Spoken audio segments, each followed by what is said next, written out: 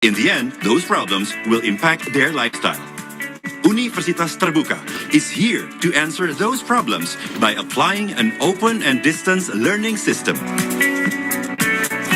A system that has proven effective in increasing the coverage and equal distribution of excellent higher education for all elements of society. Our learning system. Our system allows students to have a flexible and open learning method, and it offers many advantages. First one is the registration period, which is open throughout the year, so no more worry about late registration. Flexible space, time, and place. This is useful for students who still want to develop their knowledge wherever and whenever they want. Easily access printed and digital teaching materials in all corners of Indonesia and other countries. Our system gives opportunity to people from all groups and ages to learn and develop their knowledge, as well as their skills in all fields. With 39 regional offices all across Indonesia and overseas service centers, we are always ready to support operational activities and cooperations with various national and international institutions. We have numerous facilities to support student activities and learning process, from UT Radio, UT TV, learning assistance to online library. Universitas Terbuka offers you 4 credible faculties: Faculty of Education and Teacher Training, Faculty of Law, Social and Political Sciences, Faculty of Economics, and Faculty of Science and Technology. With more than 35 study programs and postgraduate programs.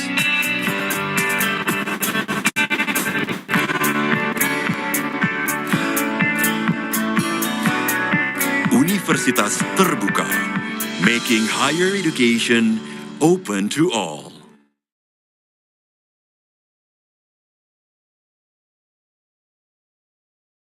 Recording in progress.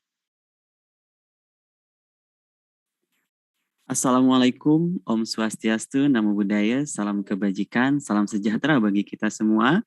Good morning from Indonesia, everyone.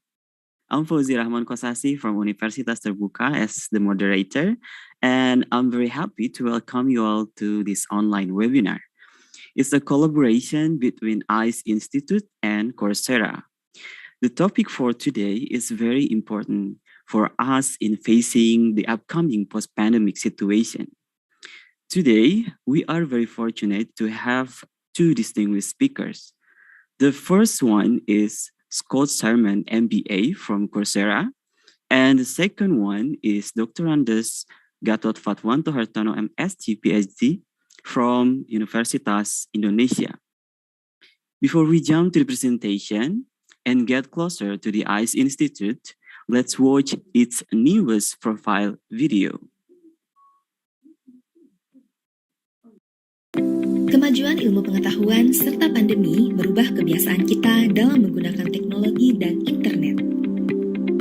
Hal ini mendorong berdirinya Indonesia Cyber Education Institute yang diresmikan Direktorat Jenderal Pendidikan Tinggi pada tanggal 28 Juli tahun 2021. ICE Institute merupakan lokapasa digital untuk mata kuliah daring berkualitas di Indonesia yang tujuan utamanya adalah memfasilitasi penyediaan pendidikan berkualitas sekaligus menjamin kualitas layanan pembelajaran daring serta mendorong pemerataan kualitas pendidikan di Indonesia.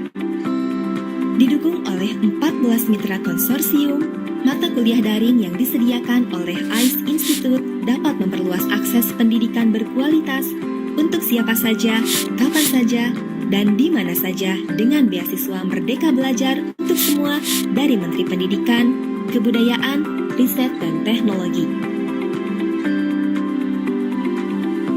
Semua mahasiswa dari berbagai perguruan tinggi bisa memilih mata kuliah dari perguruan tinggi ternama di Indonesia juga luar negeri melalui ice.ac.id. Sebagai contoh, mahasiswa yang terdaftar di Universitas Bina Nusantara dapat mengambil perkuliahan di Universitas Indonesia yang penempuhan mata kuliah serta SKS dan sertifikatnya bisa diakui oleh kampus asal. Sampai saat ini di ise.ac.id ada ratusan mata kuliah daring dan perguruan tinggi papan atas di Indonesia dan ribuan lainnya dari EDX yang berasal dari perguruan tinggi terkemuka internasional.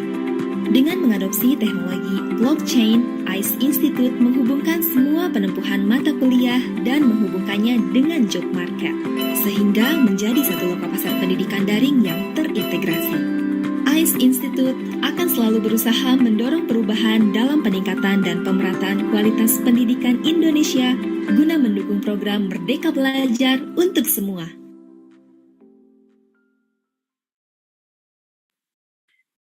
To start the webinar, I welcome the head of ICE Institute, Professor Dr. Paulina Pannen, M.LS, to deliver opening remarks.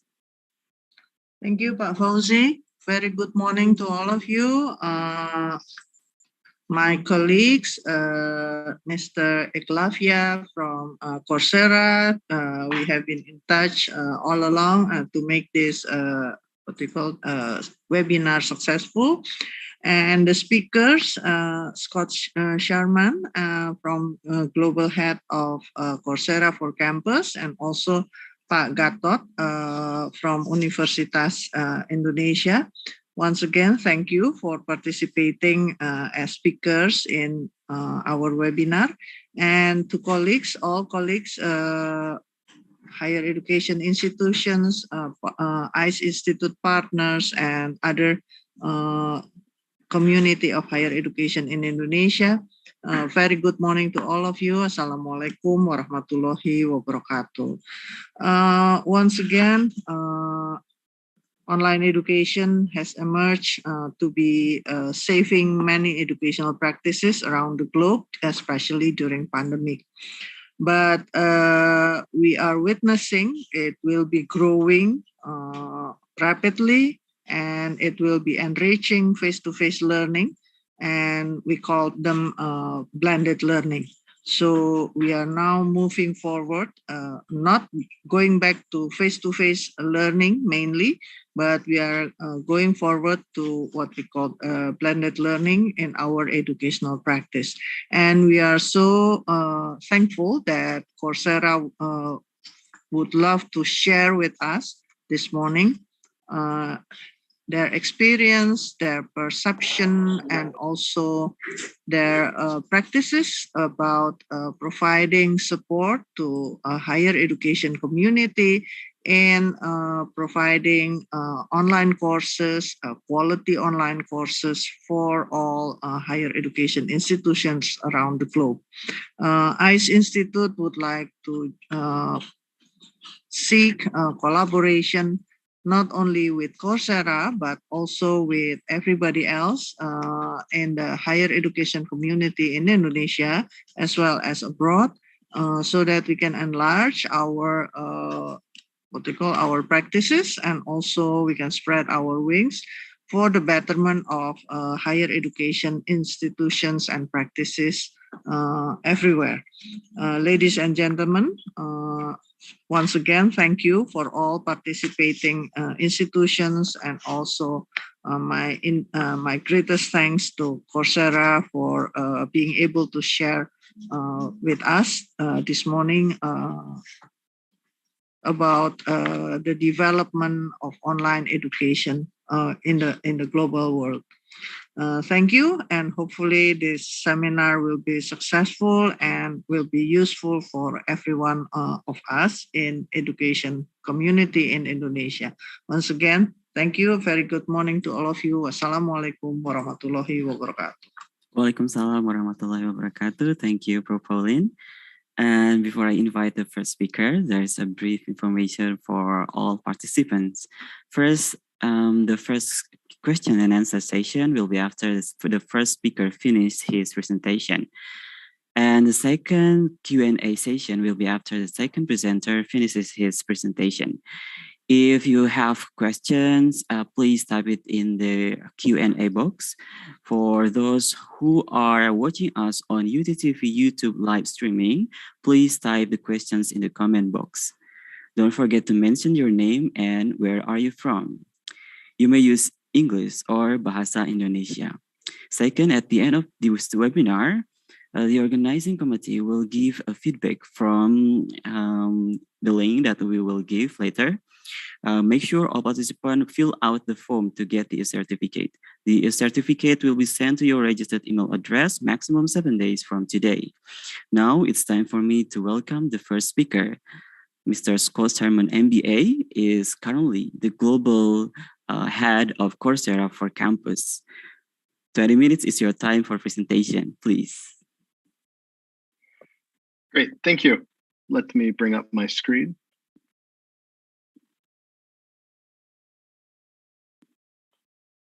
Okay, great. So my name is Scott Shireman. I'm the global head of Coursera for campus here at Coursera. And I'm really excited to be here today to talk about all the great ways that Coursera partners with universities around the world and how we help universities improve their student employability and modernize their curriculum.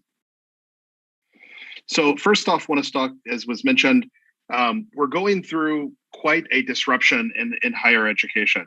We have these sort of dual disruptions of automation plus COVID-19, which is really disrupting the job market for our graduates. And some stats here from the World Economic Forum Future of Jobs report. We're looking at 85 million jobs displaced by 2025, 40% of core skills changing for workers, 44% of the workforce to operate remotely indefinitely, and 91%, this is a stat from the US, 91% of US businesses will accelerate digitalization, but in our conversations, we're seeing that globally, not only in the United States. And meanwhile, while this is happening, employers are focusing or beginning to focus more on skill development and less on degrees. And so we have the stats from Closing the Skills Gap report, Educational Credentials Coming of Age, showing here that 62% of companies are considering skills first hiring as a priority, deprioritizing degrees. And 90% of companies that would hire candidates using a certification, digital badge, or other micro-credential instead of a degree. So we're seeing in this disruption, there is this rise of these micro-credentials and skill-first hiring over what traditionally was purely based on degree-based hiring.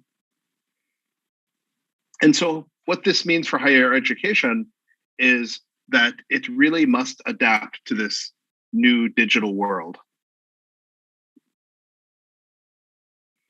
So what that means then, how do universities can adapt?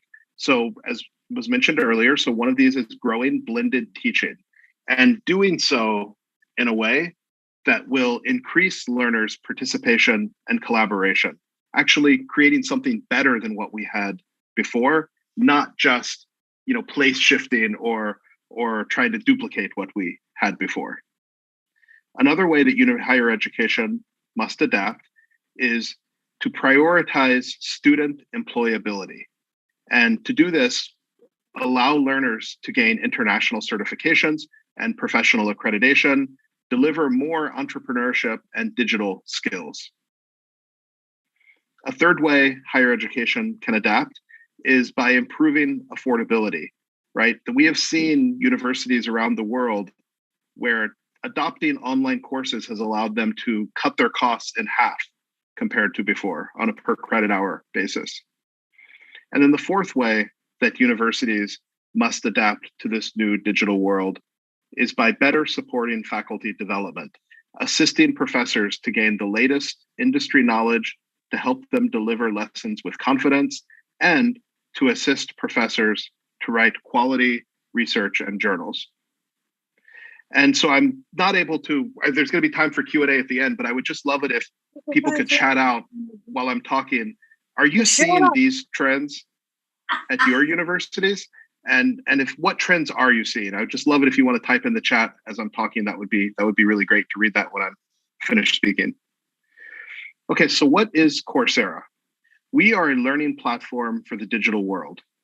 We started, as many of you probably are aware, 10 years ago, offering MOOCs to the world. And we still do that. We have more than 100 million learners, individual student learners, on our platform today.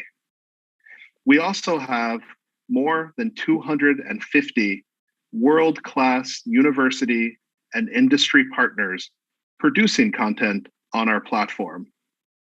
And more recently, we've started to partner with institutions, with businesses, with governments, with universities around the world to offer this world-class curriculum in ways that really help those institutions to advance their goals.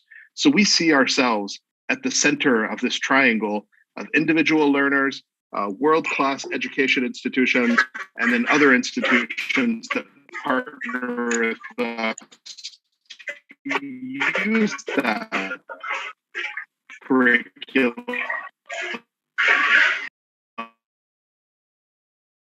to partner with, and that's around the world to help those universities enhance employability of their students and modernize their curriculum.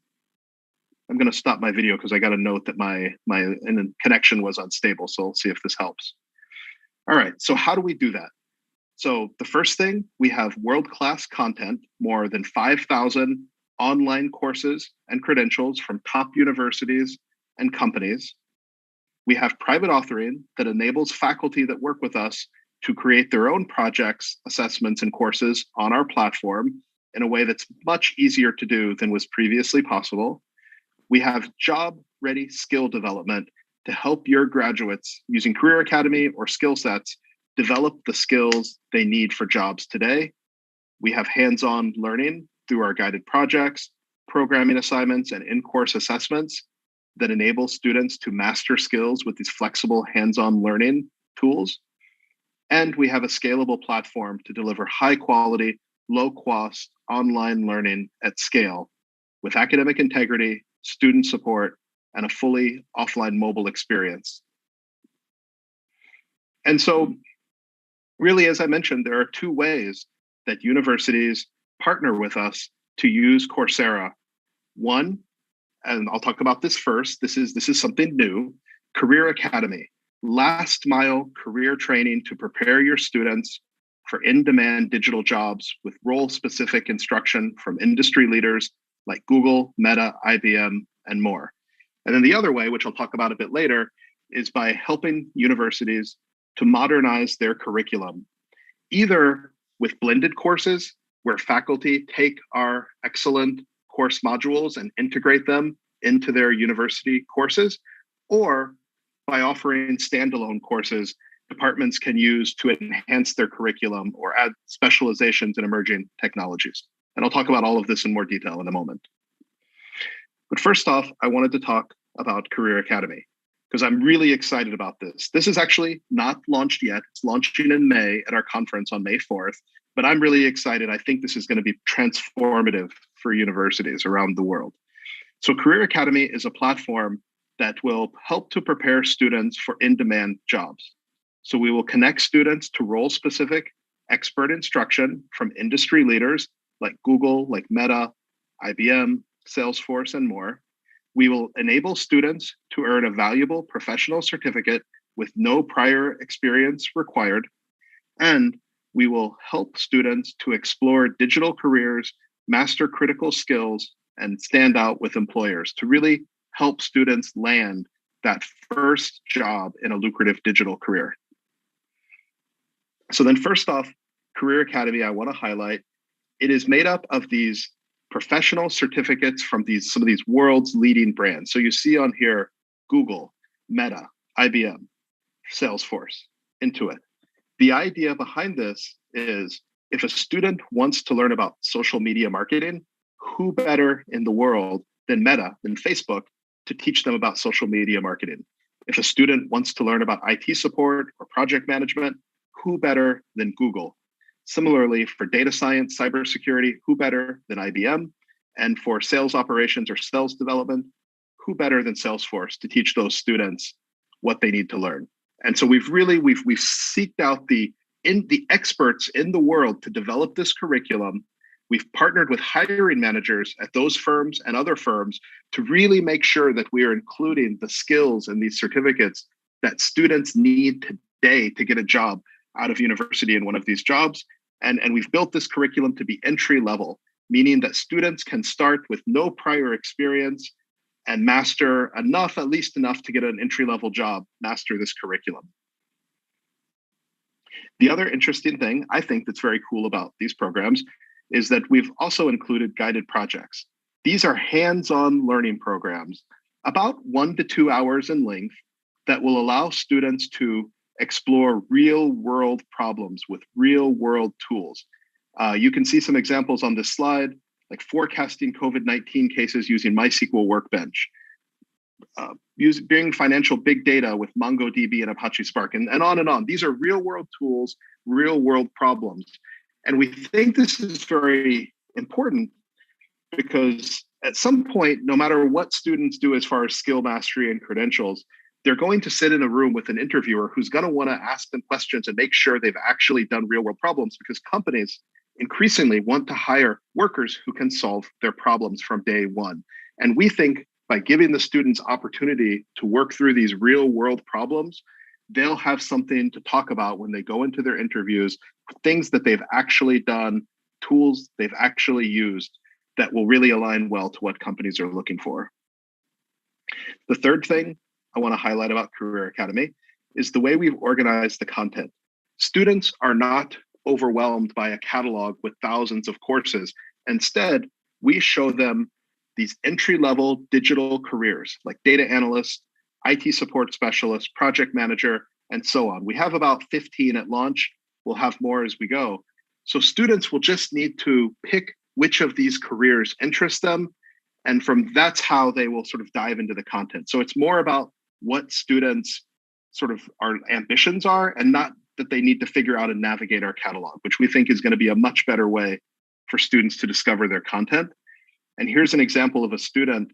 If they say, hey, I want to be a data analyst, we have this role description page that will give them some information about what it means to be a data analyst, what kind of skills are needed for someone to be successful, what are the kind of common job titles that you might see when you're applying for jobs. And then right here, you see at the bottom, we show them, this is the certificate from Google that will prepare you to be a data analyst. And here are the guided projects, your ability to job interviewers. And so Career Academy, just to summarize, cutting edge skills, professional certificates, guided projects, and career exploration in a package that universities can implement right away. It's a last mile career training. You don't have to integrate it into your curriculum. It can sit on top of what you already do well and gives your students these skills they need to land these entry-level jobs at graduation. So I'm very excited about this, and I would love to talk more about it with schools that are interested. The other way that universities work with us is, as I mentioned earlier, to modernize their curriculum. And so I want to walk through a few examples of how we partner with schools to do that as well. So first off, just want to emphasize the reason that we're able to do this, the reason that universities work with us in this way is because we have just an outstanding broad catalog of world-class online courses. And you can see some highlights here across business, across technology, data science, health, social sciences, arts and humanities. We have many courses, more than 5,000 courses in total, but we also have more than 2,000 guided projects, which are available here as well, 190,000 lectures, and more than 500,000 assessment questions. And these are all built by leading faculty at leading universities and top companies, such as Yale, Duke, University of Illinois, but also, as I mentioned, companies like Google and IBM. So all of these courses you can trust have been built by experts in their field. And so let me walk through an example of how universities typically might use our coursework to integrate into their curriculum. So you see here, this is just a typical, say, bachelor's of computer science, and very simplified, but showing the curriculum over 1, 2, 3, 4 semesters. Well, a university might think, okay, these courses here that I've marked with a C, perhaps the university realizes their coursework in those courses is not quite as up to date as they would like it to be. Perhaps they don't have the faculty to redo the coursework. Perhaps they don't want to invest the faculty time in doing such a heavy lift or of producing the content in an online format. And so what they'll do is they will partner with us and they will use the content that we already have to underlie these core courses. And so I gave a couple examples here. Say this electronic systems design, we have this course, Intro to Electronics from Georgia Tech, one of the best engineering schools in the world. It's a great course. A university can take that course. They still assign a faculty of record. They still have a cohort of students. They might even do their own assessments, final exams or such at the end, but they use our course as the underlying course content. You could think of it in a way as the world's best textbook, or like as an online course taught by their instructor, but using our materials. And that saves them the time, as I said, of having to build this out themselves. Another example here, we have this excellent course from UC San Diego, another of the best engineering schools in the world, Data Structures and Algorithms. You could find for any, pretty much I would imagine any course that you may have, we have something built by a university of this caliber that you could use to underlie these online version of your course, or to make sure that the course is as up to date as possible. So that's one way. We call this blended courses integrated by your faculty that schools work with us. The other way is that some universities will take our courses as standalone courses, as new courses that maybe they don't offer already at their university. And this will allow them to do things like in the example here, where this university was able to add a full specialization in artificial intelligence to their bachelor's of computer science entirely by bringing in this content from Coursera in topics that they didn't have faculty to teach already, right? So this different in that this universities are using this as a standalone course that is not perhaps something they taught already. It's a new course they're able to offer at their university entirely with all instruction and assessment done on our platform, right? So the two ways, again, to summarize, blended courses where our content is used to really modernize or to move existing courses into this blended format, or standalone courses where we enable the university to do something entirely new they weren't able to do before. The other thing I want to highlight when it comes to modernizing curriculum is that a lot of universities around the world use Coursera to update and transform faculty skill. And I highlighted some areas here. You can see digital transformation, digital teaching, and research, where we have excellent courses by some of the top universities and faculty around the world that universities will use to actually train, upskill, transform their faculty competency. And an example here, you can see the first one under digital teaching.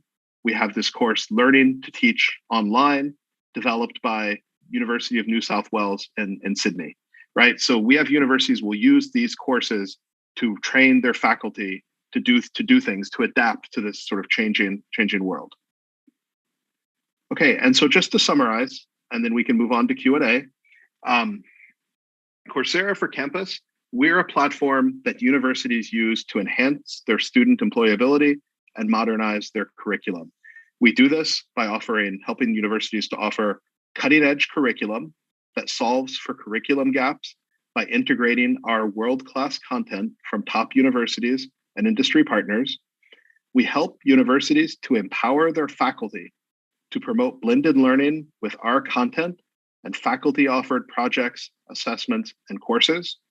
We help universities to improve the career readiness of their students, preparing their graduates with job-based learning programs and more than 30 professional certificates from some of the top global employers like Google, like Meta, like IBM. We help universities to provide a hands-on experience to their students, which enables the students to master and showcase digital skills through hands-on projects. And lastly, we help universities to scale learning by leveraging Coursera's scalable learning platform to support academic integrity and offer full mobile access so that universities don't need to sort of reinvent the wheel and build all of this technology and all of this content from scratch. You can leverage our scalable platform, our scalable learning materials to do this much quicker, much more efficiently. And so with that, I'd like to say thank you, and we can move on to the Q&A. Just want to call out for any more information or to follow up on anything discussed today. I put the contact info of my colleague who would love to have a follow-up conversation with you. So I just put that there for you all to note. And I'll turn it over for Q&A now. Well, thank you very much, Mr. Scott Shireman, for a very informative and fantastic presentation. Now I open the first Q&A session. We have already received several questions. The first one is from Rahman from Tangsel. What is the difference between Career Academy in Coursera with other existing job boards? Yeah, so it's a fundamental difference. The way I would think of a job board is a place where companies post job openings and students apply, kind of connect students to those job openings. Career Academy, that's not what Career Academy is trying to do. Career Academy is basically a platform for students to develop the skills they need to get a job. So we will help students to identify these sort of common, these digital jobs that are in demand right now. We will help them to see information about, these jobs. And then if they choose like, hey, this is a job I want to qualify for, we will have the content packaged for them in a way. These certificates take about 5 to 6 months with about 4 to 8 hours a week. So it's very attainable, very doable. And if a student does that certificate, they will finish with the skills they need to get an entry-level job. They'll have a credential from a world-class organization like Google, like IBM, that will vouch that they have the skills, and they will have the guided project work to sort of give them almost like a portfolio that they can talk about when they interview. So we think that's a really good package to prepare students for these in-demand jobs. What it doesn't have right now is a sort of job board functionality where we don't have companies posting jobs there. I'll just say that's the future direction is ultimately, yes, we absolutely want to expand this platform so that these students will be connected to our corporate partners who are using Coursera themselves to develop skills, because we have a very good sense of what those companies are looking for. We want to make that sort of last connection, but that's not included in the it doesn't have that job board functionality right now. It's a skill development platform today. Excellent, thank you. And let's move to the second question. Well, this is from Pak Triat Moko from Universitas Indonesia. Mm-hmm. Many of the courses in the Career Academy is related to IT jobs. What about non-IT careers, such as in social science, health science, etc.? Yeah, that's a great question. And it's true with what we're launching live, like today, what I showed that will go live in May, those are largely IT and tech jobs. Although I would maybe push back a little bit and say social media marketing in this day and age, if a student wants to be an entrepreneur, or, that's more than just for tech students, knowing how to do social media marketing. But you're right, these are largely tech and IT focused today. However, this is a major focus for us. And we are working with many more top industry partners to develop more and more content. And I can't show the list today because it's not sort of vetted and it's not, final approval and all of that. But we will have more content. I know we'll have a couple in health, health practitioner and various health fields. I know we'll have more and more of this content in non-tech and IT fields. It's just at launch next month. It is tech and IT heavy, but there's a lot more to come. our roadmap, I was just looking today, we're targeted to have 50 of these professional certificates by the end of the year. And there will be a lot of not tech and not IT as we roll those out. So that is absolutely true today, but we will have a more robust catalog of these as we move. Also, though, we focused on IT and tech because those are the areas where there is job demand that's unmet in a lot of markets. So like in the United States, a lot of students, even if they study social sciences as undergrads, they still can move into tech with this kind of credential. They'll give them the skills that they can move into a tech. So, that would be why we started with This Way Now, is because that's where the jobs are. And in a lot of the markets we operate, we can upskill students from diverse backgrounds into these tech positions. Oh, interesting. And let's move to the third question.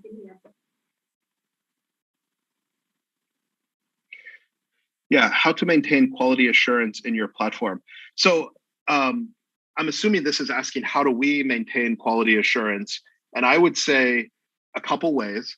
One is we have these, 250 partners.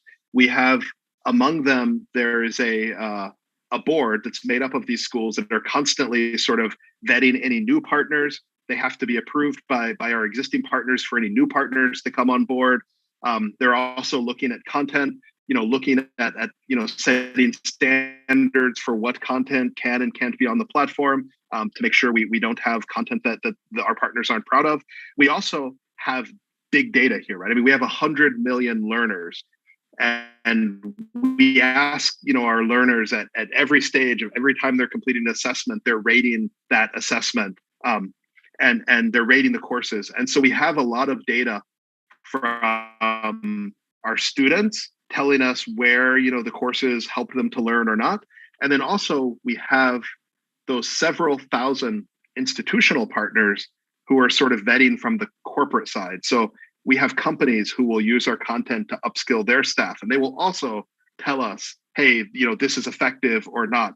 So largely it's through this sort of the data, the big data that we have, that we're able to basically identify very quickly when a course is maybe not up to our standards, or when a course is perhaps getting out of date. We're able to flag that very quickly and remediate. So that's a little bit about how we do the quality assurance on our side. Well, thank you. Let's move to next question. Yeah. From Kosasih, how can other institutions join in other Coursera as a course provider? Yeah.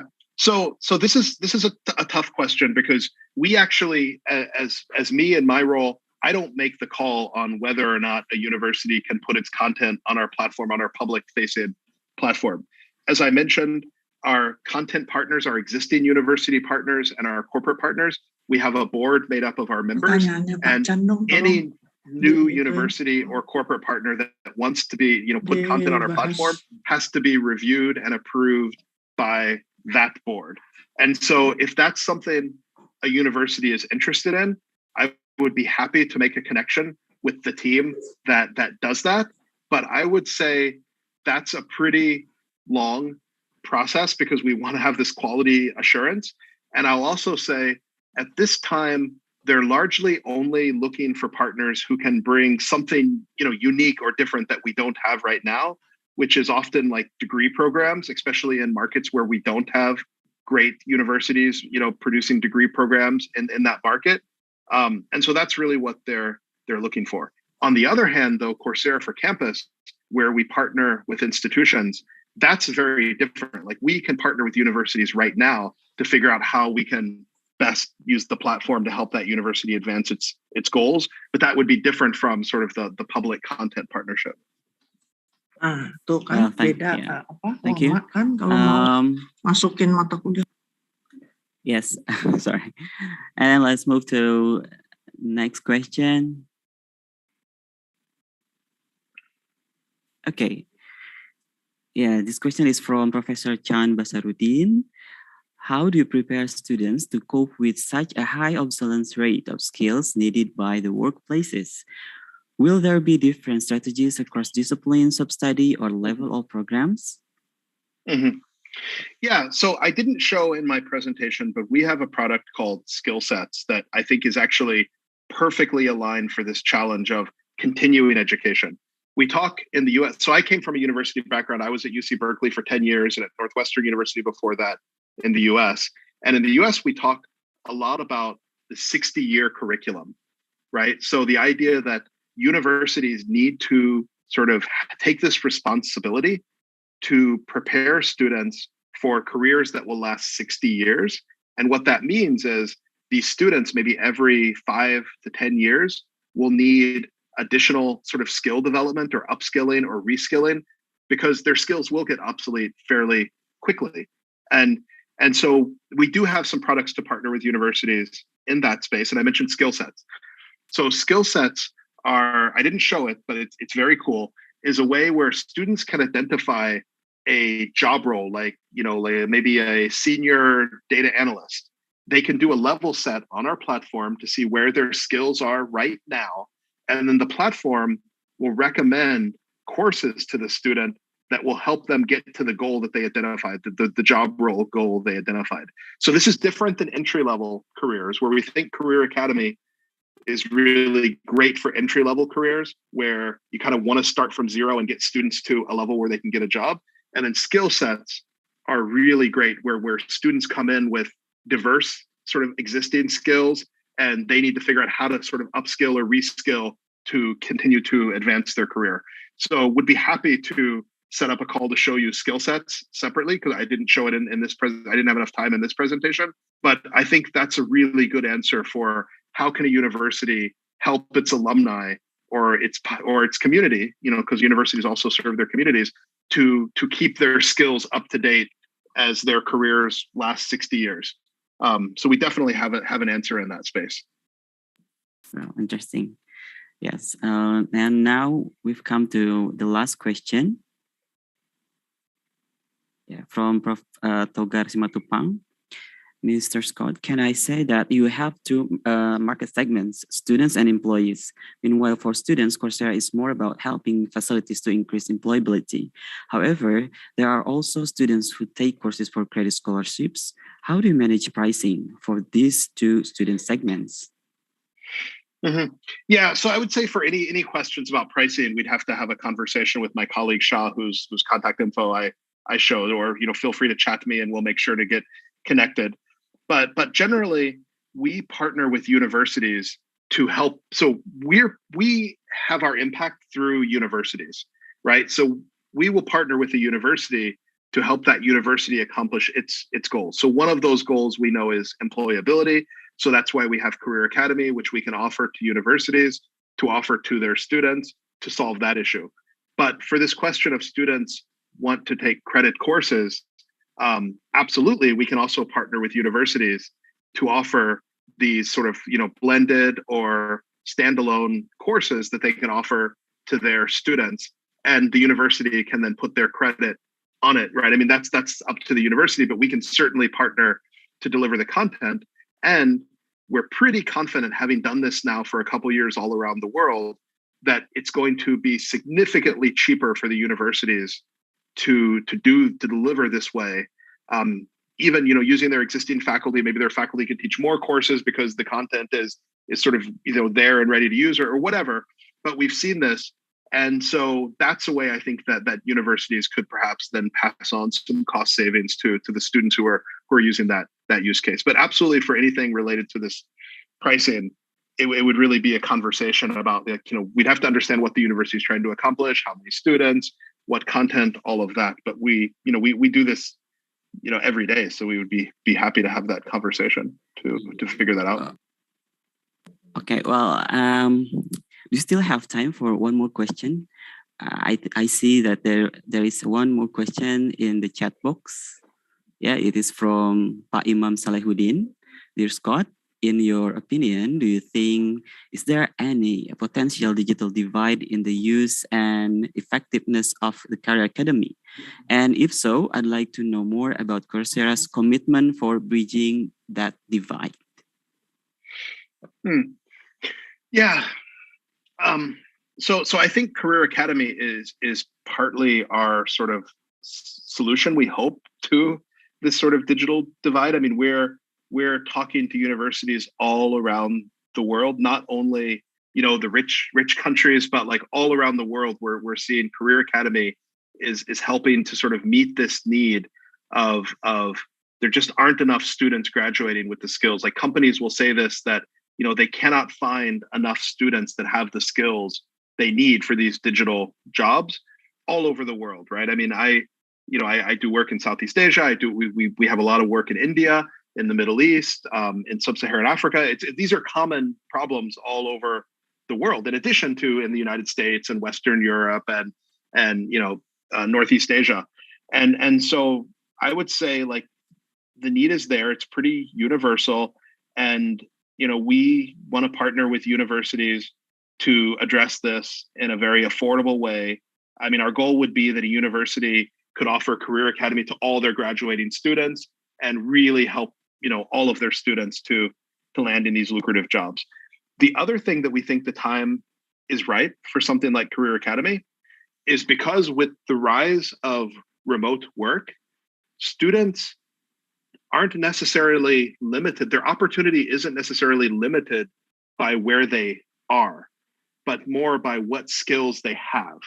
Because companies in, you know, parts of the world, like with high salary parts of the world, are hiring remote workers. You know, Coursera, as an example, we have employees all over the world now, right? Because we're fully remote.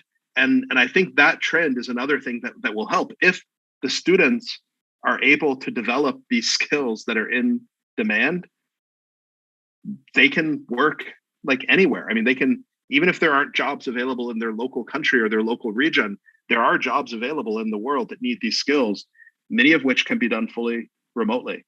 So I don't know if I answered the question well. If I didn't, feel free to chat me and we can continue it in the chat. But I mean, I'm excited about the power for transformation that we have with remote work and this sort of skill-based educational model. Well, interesting. Thank you. Thank you, Mr. Scott, and all participants for the questions and discussion. And before Mr. Scott Shireman leaves this webinar, I welcome Prof. Paulina Pannen to hand over the certificate of appreciation to him. Please, Prof. Paulina. Thank you. Oops, the certificate is supposed to be for Mr. Scott Shireman, please. Wait a minute, Prof. By the way, thank you, Scott, for your very interesting speech this morning and presentation. And I believe we have so many people over here actually would like to have a direct contact with you, and we follow up with you later with Mr. Satini, yeah? After this. Okay. So this is a certificate as our way to say thank you for your presentation and to be a speaker in our webinar this morning. And hopefully we will collaborate more in the future. And please forgive us for bothering you in the middle of the night. Oh, no worries. Okay. Thank you. I enjoyed it very much. Thank you very much. Thank you. Okay, thank you. Have a good evening now. Have a good evening, Scott. Bye-bye. Thank you. And now it's time for the second speaker, Dr. Gatot Fatwanto, Hertono, M.Sc, Ph.D.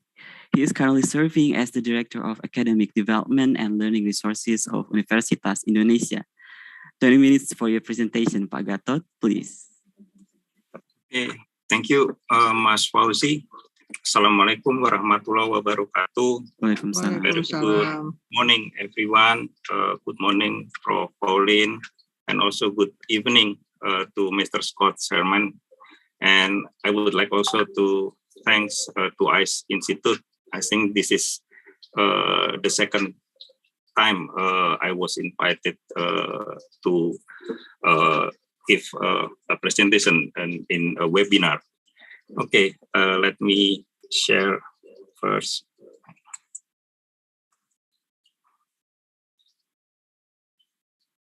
Okay.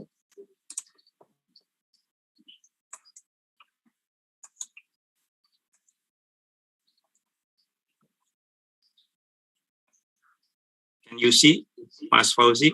Yes, Pak Gatot. Okay. I can see. Yeah. Thank you.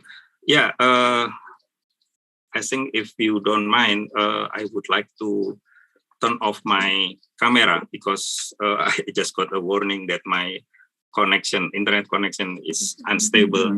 So yeah, Please.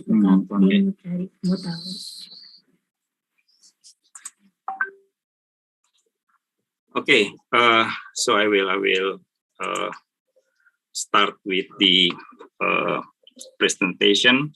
So in this session, I would like to share about how UI prepares the teaching and learning process in post-pandemic. And as we know that throughout the pandemic, we saw a drastic change in the teaching and learning process. And as well in UI, we lecturers also had to switch to online learning exclusively. And what I want to show in this presentation is how the learning process during the pandemic has changed our learning strategy and methods after the pandemic. Okay, so if we saw the data from our learning management system for the past 2 years of the COVID-19 pandemic, in which students and also lecturers have had to work from home, online learning is a must. So I mean that in this case, we can say that online learning is become a necessity.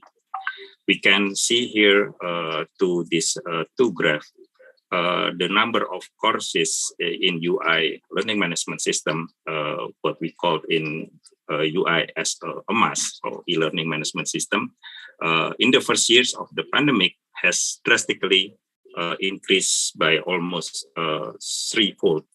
So I think 3 times compared to the number of courses in 2019. But however, there are some interesting conditions here. If we saw the data in the second year, the data show it's a decrease. So compared to 2020, the number of courses in 2021 is a decrease. And this also happens to the number of participants who access the LMS, which decreased in 2021. So based on the survey of students and lecturers related to the application used in teaching and learning process, it seems that we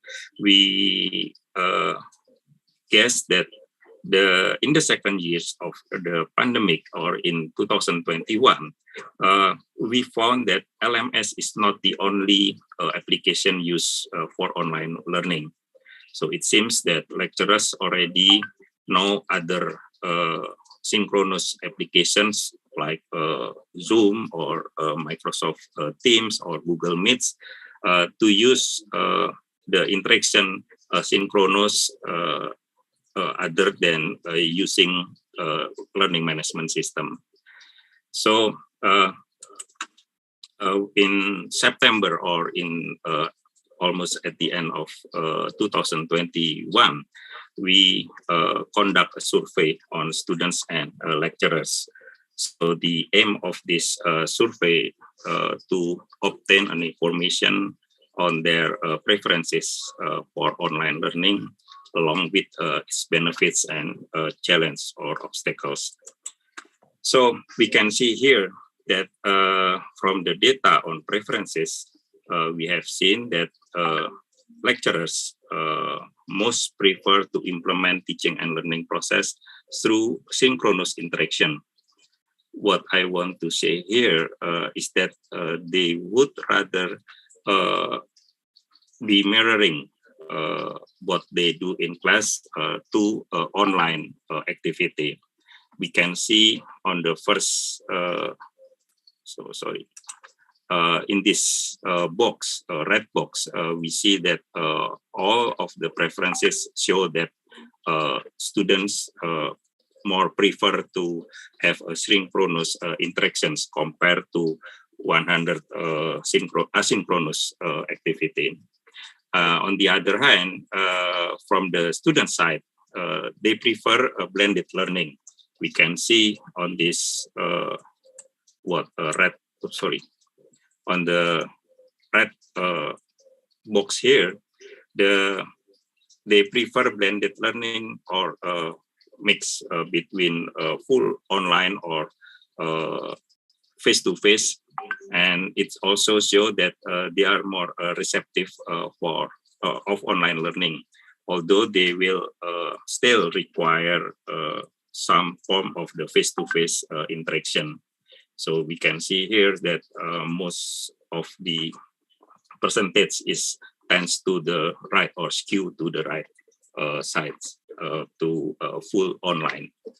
So if we also see the learning activities that were designed by the lecturers during the online learning, we can see through this graphic that from the various online activity, lecturers have designed their classes to be predominantly online and synchronous.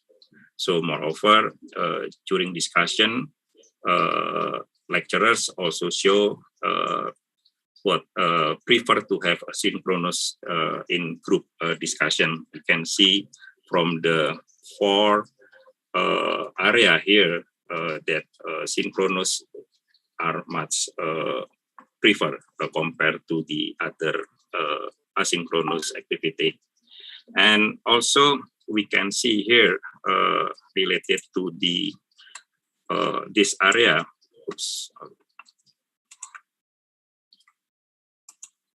Here the self-learning, it also shows that the percentage is quite higher, is 21%, and it means that lecturers also prefer to motivate their students to learn or find new materials online by themselves. So it means that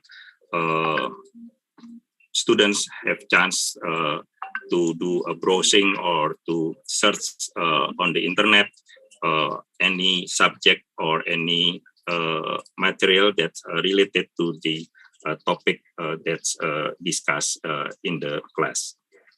So it's about the learning activities, but when we ask how about the learning outcomes that can be achieved using the online learning. So from the perspective of learning outcome achievement, I think this data show that according to lecturers, students can most easily accomplish them with blended learning. In what we but that is not the case in online learning. Facing after moving on after COVID, we are expanding our revenue options learning outcome achievement by becoming a leading provider in methods. online programs. You can see here that the achievement more than 80% is gained by the offline learning compared to the online learning. Okay, and then what is the obstacle or challenge that face the lecturers? So in this case, I would like to highlight 4 challenges that lecturers face. So the first one, we can see for the 4 area that has a percentage more than 15%. So the first one is the, as we know, that is related to the internet connection. So we found that students and also lecturers has some problems in the internet connection during their teaching and learning process. And we know that throughout the pandemic, in which many students return to their hometowns, they must cope with poor internet infrastructure in some area in Indonesia. So that's why they have to struggle to join the activities that is provided by the lecturers. And then the second obstacles, we saw also that lecturers struggling to motivate students to engage in the learning process. So in other words, there is a lack of student engagement. And then the third challenge, we can see here that lecturers are also feeling more tired when they have to teach synchronously using like any application for a synchronous activity. And the last obstacles that we saw here is that's quite dominant, is difficult to avoid cheating in online exam. So by seeing all of those obstacles and also the data from our learning management system, so what should UI do in post-pandemic to facilitate teaching and learning process? So from the survey result, we can see that especially the number of access to the LMS, UI has 4 key priorities for their post-pandemic learning process. So the first one is we try to seek to develop or find a new learning technology or learning strategy that can co-op with online learning or blended learning.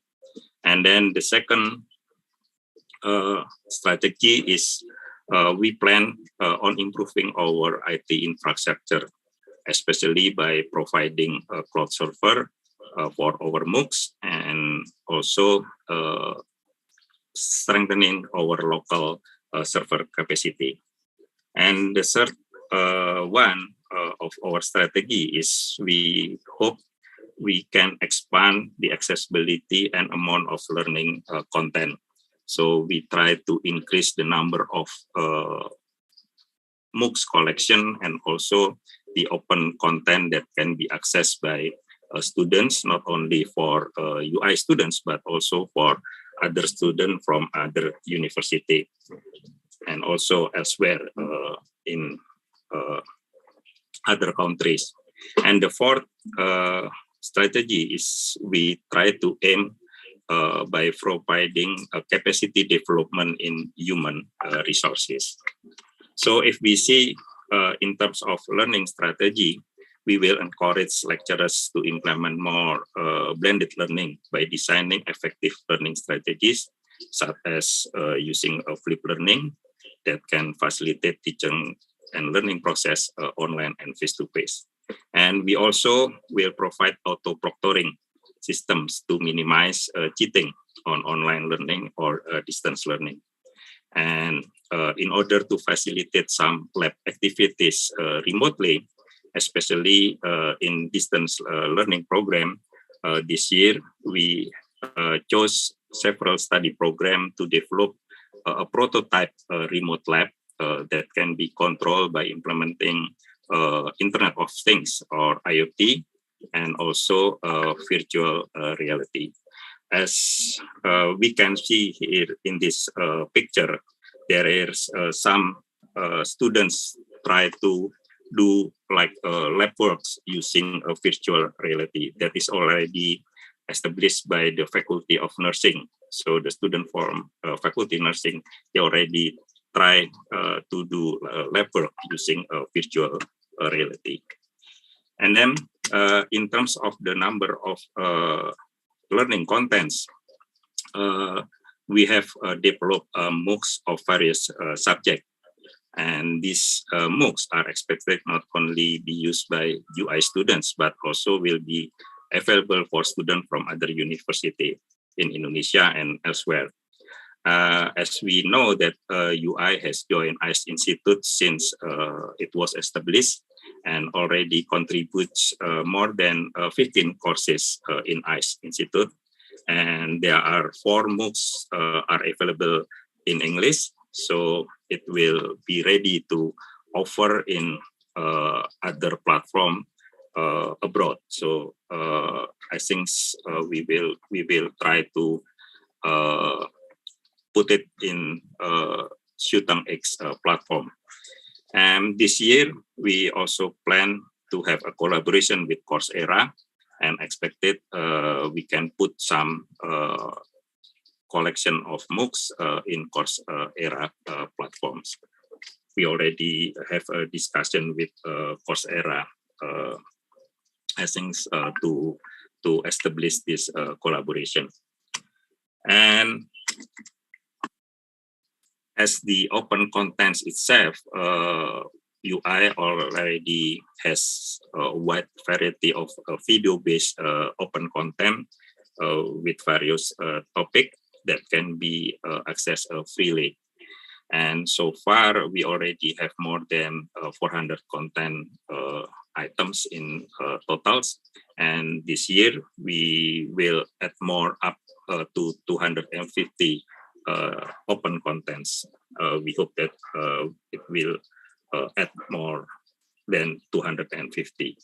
And like we write on the slide, we can access them through address office.ui.ac.id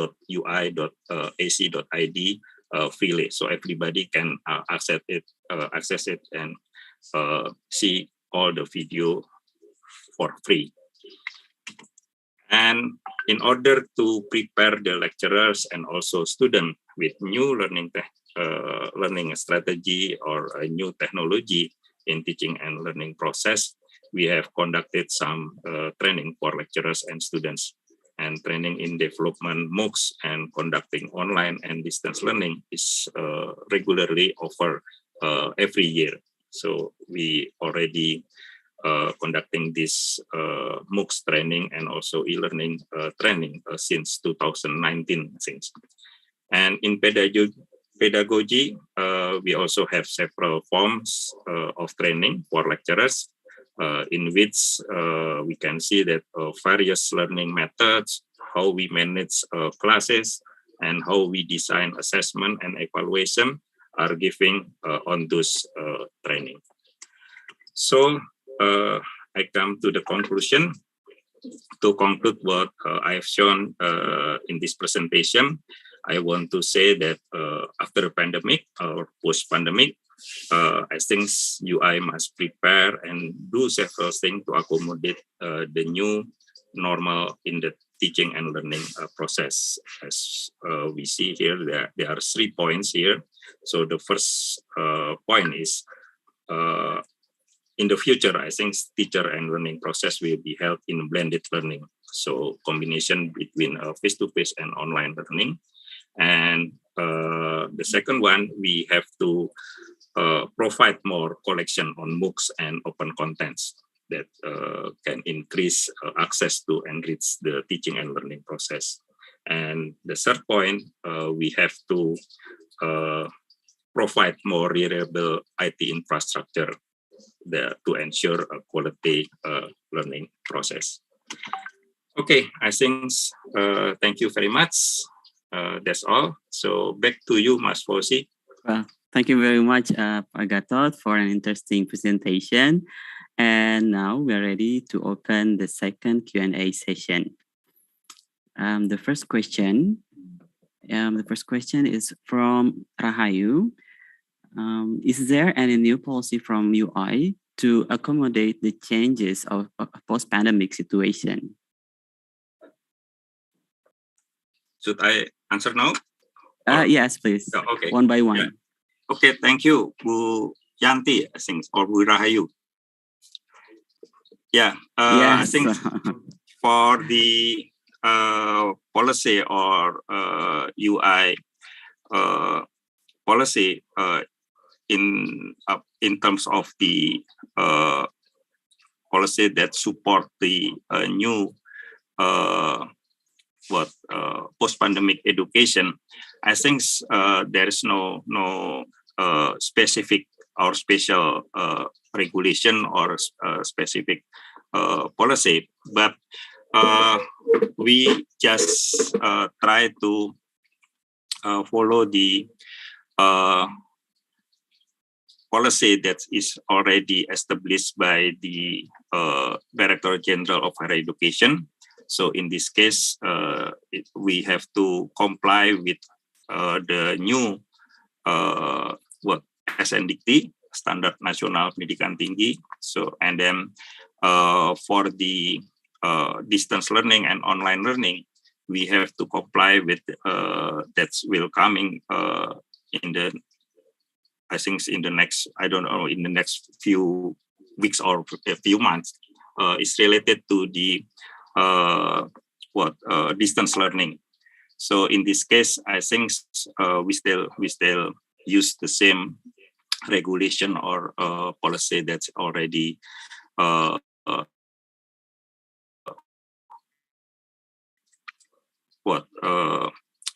used in UI for the online learning or MOOCs.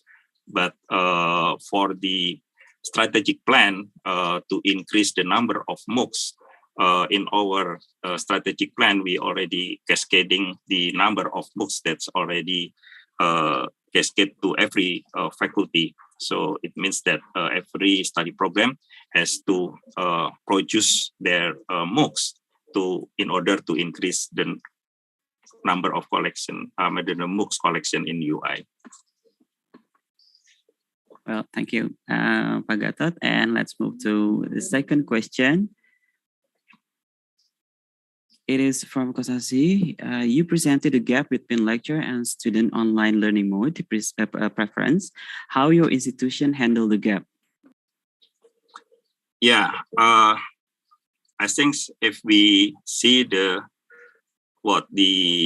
lecturer side, they try to struggle, as I showed before, that they try to struggle how to motivate students to engage in the learning process. But on the other hand,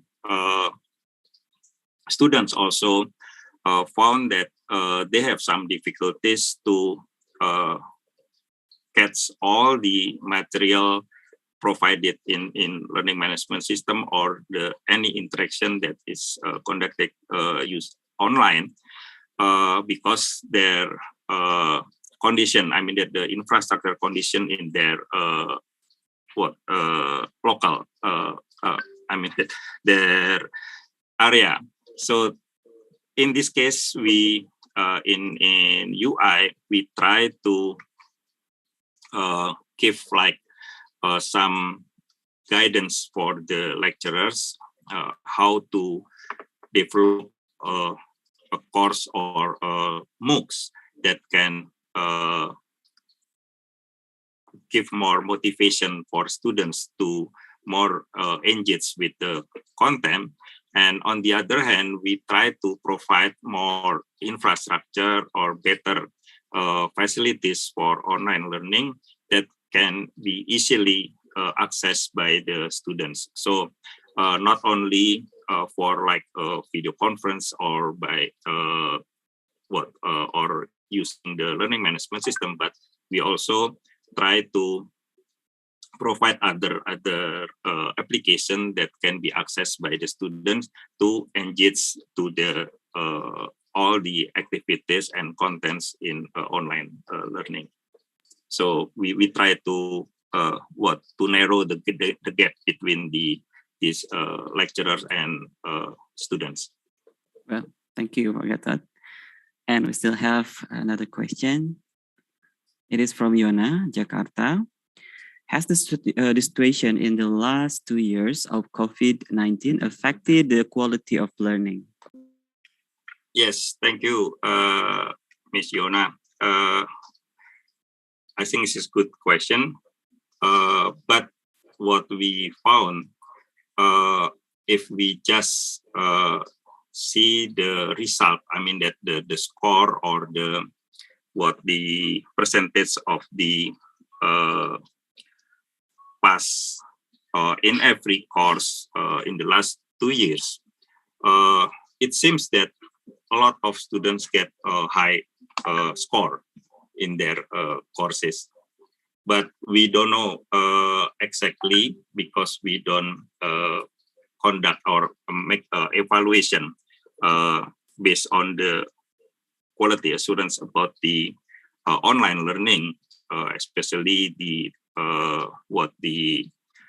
how students' engagement and also how they achieve the learning outcomes and etc. But if we just saw the score of their final score of their courses, it's look like that it seems okay. I mean that this is good because a lot of students can get high scores in their courses.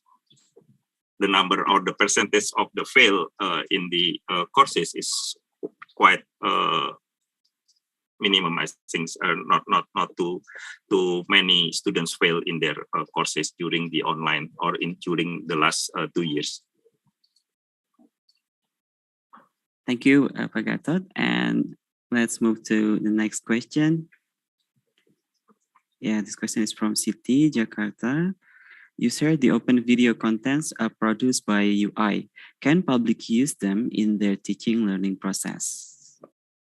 Yes, because all of the collection in online video streaming or Office is available for free, and you can use for your lecturing, and also a student can access it to enrich their knowledge about some topics there. Quite a lot of video there that you can choose which one that is suitable with your course, and you can use it for your lecturing.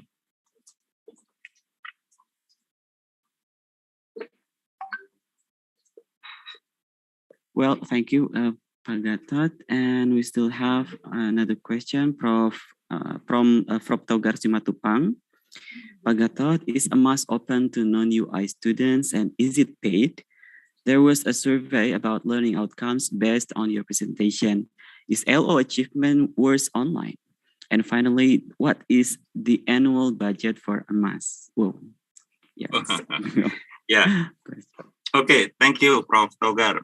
Yeah, the first question related to the M.Sc. So M.Sc or the LMS, UI LMS is only used for the UI students. But for the MOOCs LMS or the MOOCs platform, we use another application. We call it IDLES.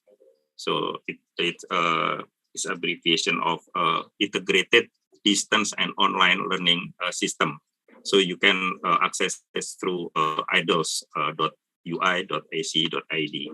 And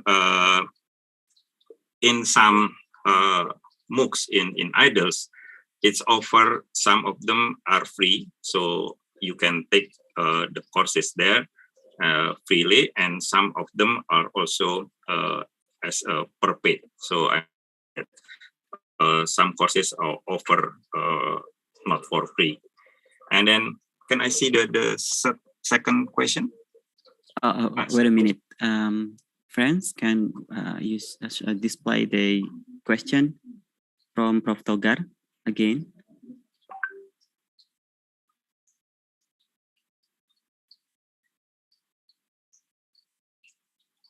Okay. Yes. There was a survey about learning outcome based on your presentation. Is learning outcome achievement worse online? Yes, according to our survey result, it shows that the learning outcome achievement in online learning is less than learning outcome achievement in full face-to-face. But learning outcome achievement in blended learning is higher than both of them.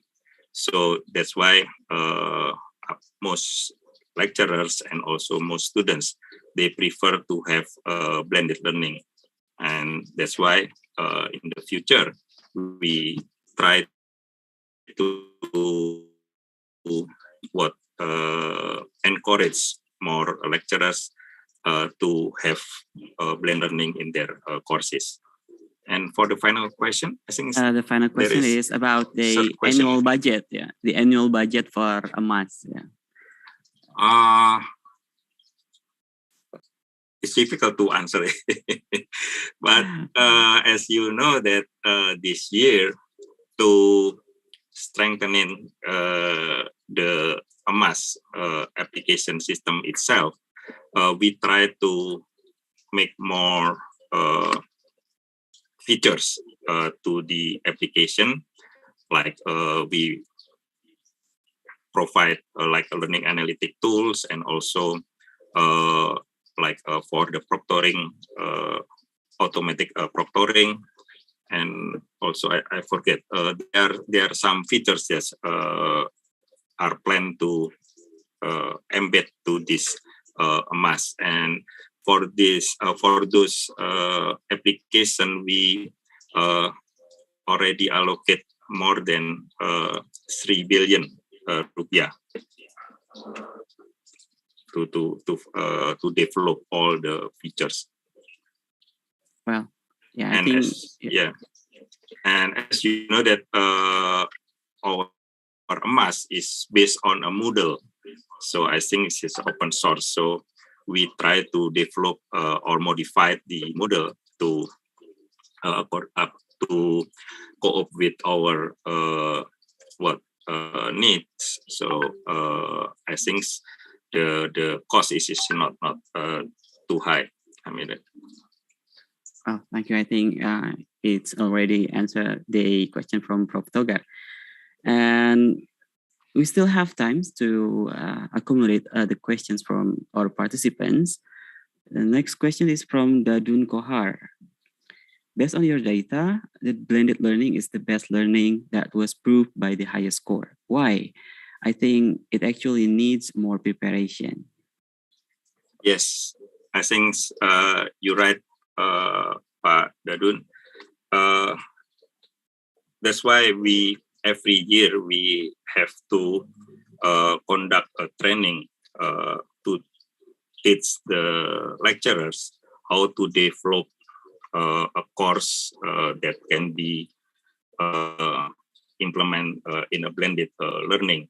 So how they can develop the content and the effective structure of a blended learning will be given during the training. And according to the survey result, we see that because when the student involved in a blended learning, they still can have face-to-face interaction, especially during the group discussion, and also when they have opportunity to meet the lecturer in the class, because it's blended. So I think they feel that more comfortable or more confident to ask and also to discuss with their friend and also with the lecturer. And on the other hand, because it's online, also provided online, they can access all the material, and also they can search other topics in other materials in the internet online. So I think they have a chance to give more knowledge for them to understand or to learn one subject is given by the lecturer. So that's why the score is higher in blended learning. Oh, well, thank you. And we've come to the last question. Yeah, this question is from Pak Arkadius. Pak Gatot, how to deal with the lies of students who say it's obvious but don't understand the evidence in carrying out their assignments incorrectly? Yeah, as I show in my presentation, it is quite difficult, or it becomes obstacle or challenge for the lecturers to avoid the cheating in assignment and also the in exams. So for the assignment, I think some lecturers try to use a strategy by give like a post-test and pre-test in every topics in their courses. So by giving pre-test and post-test, the lecturer can know that the student actually understand, or they already understand the topic that want to be discussed, or they just copying from other friends. So I think there are some strategy to avoid that condition. Well, okay, thank you, Pak Gatot. That was the last questions. And once again, thank you, Pak Gatot, and all participants for the questions and discussion. Thank you. And now I welcome Prof. Paulina Pannen to hand over the certificate of appreciation to Pak Gatot. Please, Prof. Paulin.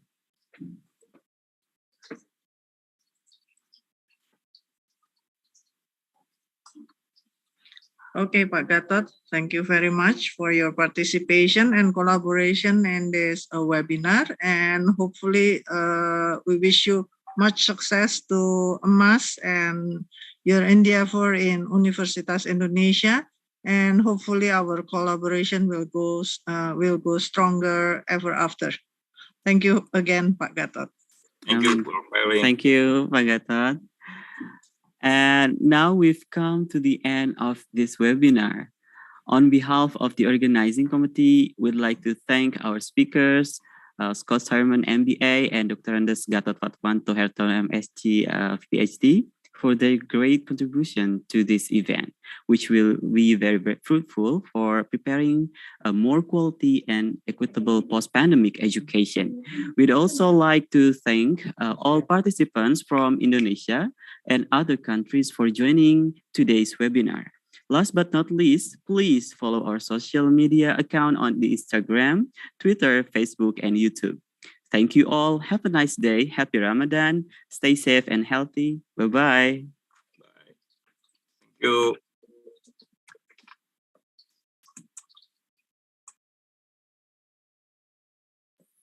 Baik, bagi Bapak Ibu, kami persilakan untuk mengisi link feedback.